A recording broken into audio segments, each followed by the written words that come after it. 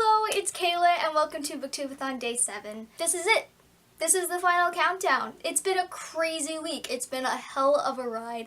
I have to say that this Booktube-A-Thon so far has been even better than last year in my opinion. And before I get into my update, I just want to say I haven't been reading as much as last year and I'm kind of behind right now, but that doesn't really matter because I realize Booktube, it's about the community and it's about celebrating reading and talking about reading together, and something that is a universal thing that people have in common with and people can talk about. Just because I've been so much more active in the comments, in the Twitter sprints, I've just been enjoying it more than last year. I was in a strict schedule trying to get the books done last year, but this year I'm kind of going with the flow and just talking to people and seeing how everybody is doing and just doing this as a community. It's just a wonderful feeling. So even though I might not finish all the challenges, I still have some really cool people that I've been talking to, and that's more valuable than anything. So with that mushy gushy stuff out of the way, let's see how I've been doing so far on day 7. So I'm filming a little bit earlier today. Yes, it is 12:23 and I haven't gotten to reading yet, but last night I got up to page 129 in Stars Above. There's 9 short stories in here. I've read 3 and like a half so far. It's really good. I'm hopefully going to finish it by the end of the day. That's probably going to happen. And another thing, More Happy Than Not was the book that I was supposed to read with a yellow cover, but I realized most of the books I read so far have yellow in the cover, so it could count as the challenge. I just won't be completing the challenge of read 7 books, which is the last one, which is the only one I didn't complete last year.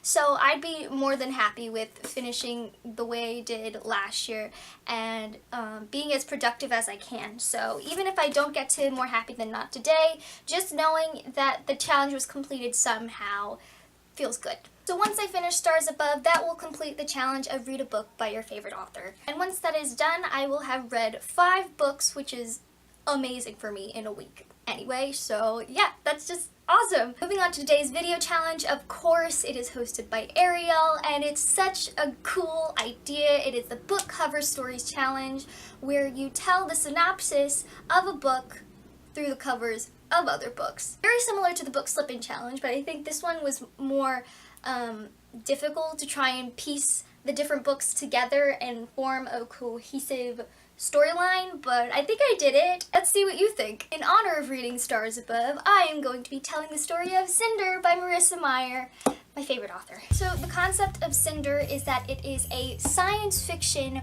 retelling of fairy tales. In this fictional world, it takes place hundreds of years in the future. There are many technological advances. There are people living on the moon, which is also called Luna, and there are people on Luna called Lunars. So they live in space, and people space travel from Earth to Luna, and there is a sort of intergalactic war going on between the 2 planets. Originally, Lunars were immigrants that came from Earth onto the moon, and as time passed by, they developed these powers, and it's ruled by a queen named Lavana, who's kind of like the worst of all. But moving back down to Earth, our main character Cinder is a girl who, when she was 11 years old, was in a car crash, but she doesn't remember anything that happened in her past before then, and due to the car crash, she had to get surgery and was given a prosthetic leg and a hand and became a cyborg. And cyborgs are sort of frowned upon in this society on Earth. They're not thought of as fully human, they're very discriminated against. And Cinder really sees the full force of that when she's adopted by a family who had taken her in from where she was in Europe to now New Beijing, where she currently lives. Because of the discrimination against cyborgs, she's treated really poorly by her stepmother and the oldest daughter. And Cinder's only earthen friend is the youngest daughter, Peony. Cinder does have one other friend, and it is her kind of sidekick,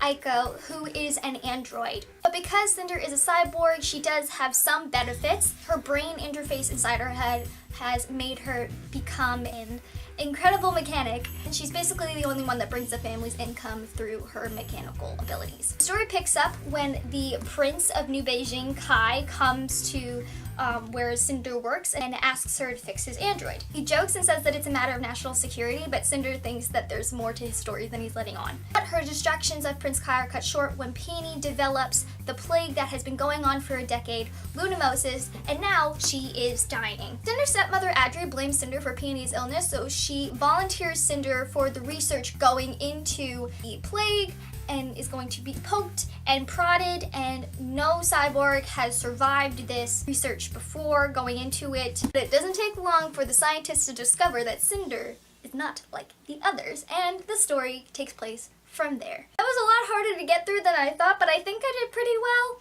Anyway, I'm going to get all the reading I can done today, maybe do some Twitter sprints, you know, get going. Oh, and I'm going to be vlogging today. I thought it would be a good change of pace, something different. I'm going to let you know how I am doing with my reading for the rest of the day until the very end, and yeah, it's going to be really exciting. So I will see you actually in a second. Much sooner rather than later. It will be in a separate video, my vlogging video, but that is all. So talk to you soon. Bye!